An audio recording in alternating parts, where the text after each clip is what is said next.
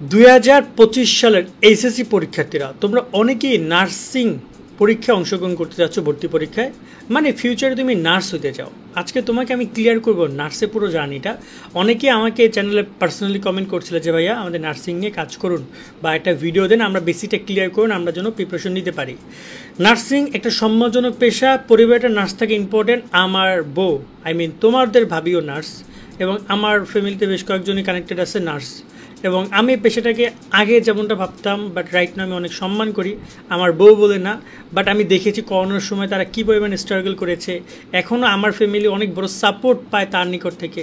আমার মারিনি আমি ডাক্তারের কাছে গেলে সে হরহর করে যেভাবে একটা তোমার অ্যাডভাইস দিতে পারে বা ডাক্তারকে কনভিন্স করতে পারে, জিনিস বলতে পারে, আমরা নর্মাল পার্সন সেটা পারতাম না, পারতে হতো, অনেক কষ্ট হতো। তাই পরিবারে ডাক্তার না হোক একজন নার্স থাকা অনেক ইম্পর্টেন্ট, এবং সেটা তুমিই হইতে পারো চাইলে। চলো ক্লিয়ার করি নার্সের পুরো বিষয়টা।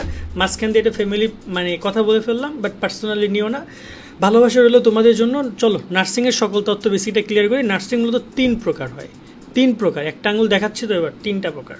এক হচ্ছে bachelor of science and nursing, যেটাকে বলে বিএসসি নার্সিং, কেমন, এটা একটু হাই লেভেলের।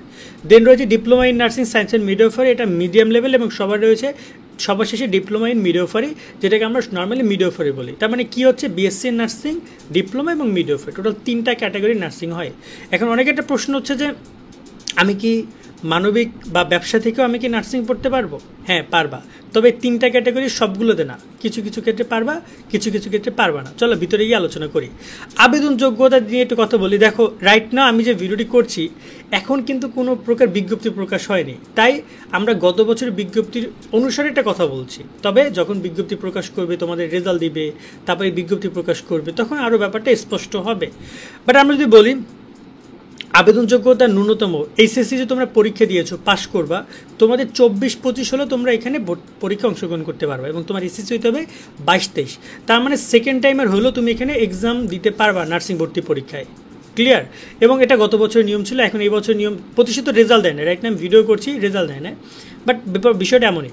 Bachelor of science and nursing মানে বিএসসি নার্সিংয়ের যোগ্যতার ব্যাপারটা একটু আলাদা। চলো আগে সেটার যোগ্যতা দেখি। আবেদন যোগ্যতার ক্ষেত্রে, এই যোগ্যতার ক্ষেত্রে তোমাকে বিজ্ঞান বিভাগের এসএসসি এইচএসসি সমমান পরীক্ষার সর্বমোট জিপিএ 7 থাকতে হবে। কোনো পরীক্ষায় জিপিএ 3-এর কম গ্রহণযোগ্য হবে না। উভয় পরীক্ষায় জীববিজ্ঞান ন্যূনতম 3 পয়েন্ট থাকতে হবে। কি বুঝলা? বিএসসি নার্সিং শুধুমাত্র সায়েন্সের জন্য, বিএসসি নার্সিংয়ে কোনো মানবিক স্টুডেন্টরা যেতে পারবে না। এবং বিএসসি নার্সিং মানে ব্যাচেলর অফ নার্সিং যেটা রয়েছে, এই নার্সিংটা তোমাকে মোটামুটি 7 থাকতে হবে এবং জিপিএ 3 পয়েন্ট থাকতে হবে, এবং সেটা তোমার বায়োলজিতেও। ক্লিয়ার? রিটার্ন ক্লিয়ার হয়ে গেল। দেন আমরা পরবর্তী পয়েন্টে কথা বলি ডিপ্লোমা ইন নার্সিং, যেটাকে আমরা ডিপ্লোমা ইন মিডওয়াইফারি বলি। এক্ষেত্রে যে কোনো বিভাগ থেকে, বিজ্ঞান, মানবিক, ব্যবসা, তুমি যে কোনো বিভাগ থেকে অ্যাপ্লাই করতে পারবা। তোমার এসএসসি এসএসসিতে টোটাল 6 থাকলে অ্যাপ্লাই করতে পারবা। এখানে একটা নোটেড একটা পয়েন্ট করি, এই যে 7 পয়েন্ট, এখানে 6 পয়েন্ট, এটা বিজ্ঞপ্তি প্রকাশ হলে চেঞ্জ হইতে পারে, বাট আমি শিওর না। গত বছর এটা ছিল, বাট চেঞ্জ হলে তোমাদেরকে জানাই দিব। আর তবে কোনোটা পরীক্ষা ন্যূনতম 2.50 কম থাকলে তোমরা আবেদন করতে পারবে না। তার মানে মিনিমাম 2.50 হচ্ছে সর্বনিম্ন, বাট টোটাল দুইটা মিলিয়ে 6 থাকলে তুমি এখানে আবেদন করার যোগ্যতা অর্জন করছো। রাইট না তুমি যে কোনো বিভাগ থেকে। আর সবার শেষে রয়েছে এখানে ডিপ্লোমা ইন মিডওয়াইফারি, মানে টোটাল এটা কিন্তু সবার জন্য, সরি ডিপ্লোমা ইন মিডওয়াইফারি এবং শুধুমাত্র মিডওয়াইফারির ক্ষেত্রে এই যোগ্যতা। ওকে, দেন আমরা পরে কথা বলি আসন সংখ্যা নিয়ে।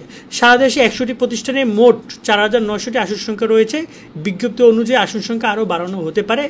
একটা গুরুত্বপূর্ণ পয়েন্ট, গত বছরের আসন সংখ্যা ছিল, এবছর সংখ্যাটা আরও বাড়তে পারে এবং ডে বাই ডে বাড়বে।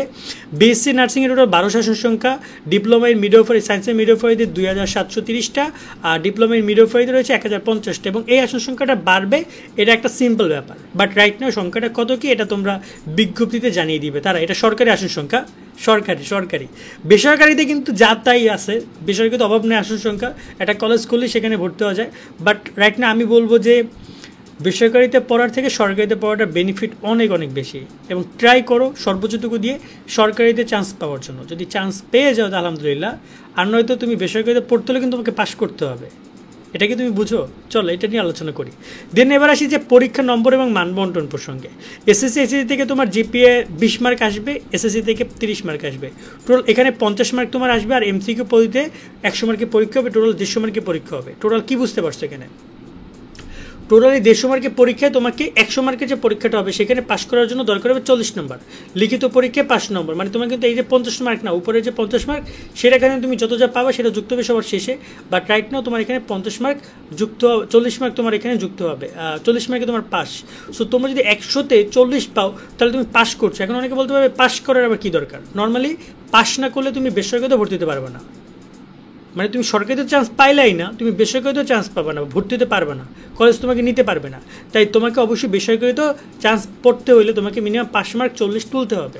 আশা করি ক্লিয়ার। দেন এবার আসি যে বিএসসি নার্সিংয়ের মোট ভর্তি পরীক্ষার যে নাম্বার বন্টন গত বছর যেটা ছিল, বাংলায় 20, ইংরেজিতে 20, গণিতে 10, টোটাল 30 মার্কের পরীক্ষা।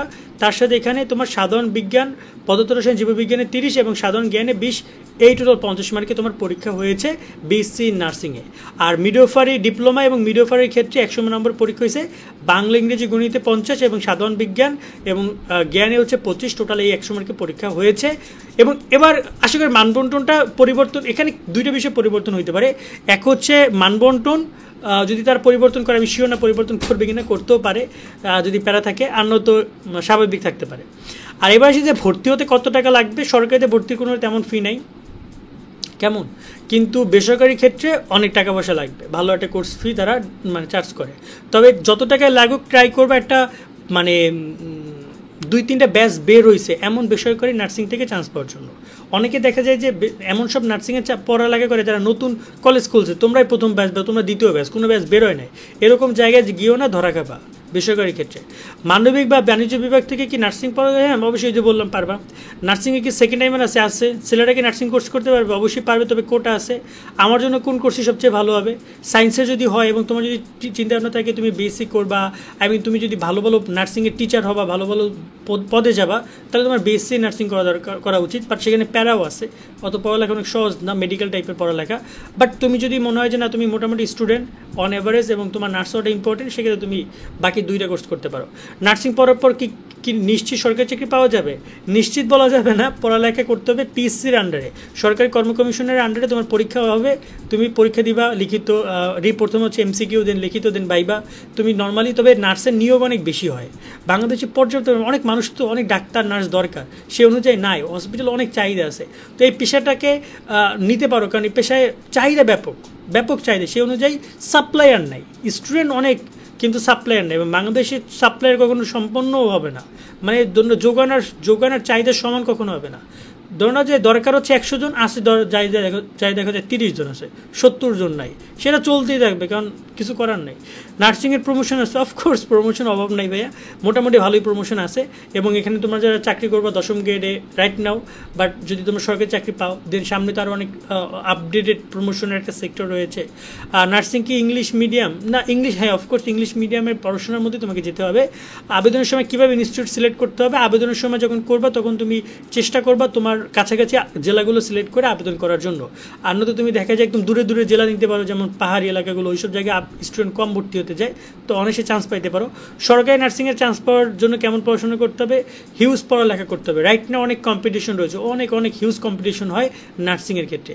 বেসরকারি নার্সিংয়ের এর প্রতারণার বিষয়টা একটু ক্লিয়ার করি তোমাদেরকে আমি।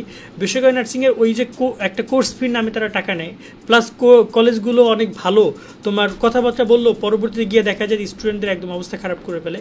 তো ট্রাই করবা যদি কোনো জায়গায় ভর্তি হও, ওই ইনস্টিটিউটের অলরেডি পড়াশোনা করছে তাদের সাথে কথাবার্তা বলে ওই একটা রিভিউ নিয়ে দেন তুমি ভর্তি হও, এটা তোমার জন্য বেস্ট অপশন হবে, এটা আমি তোমাদেরকে বলবো।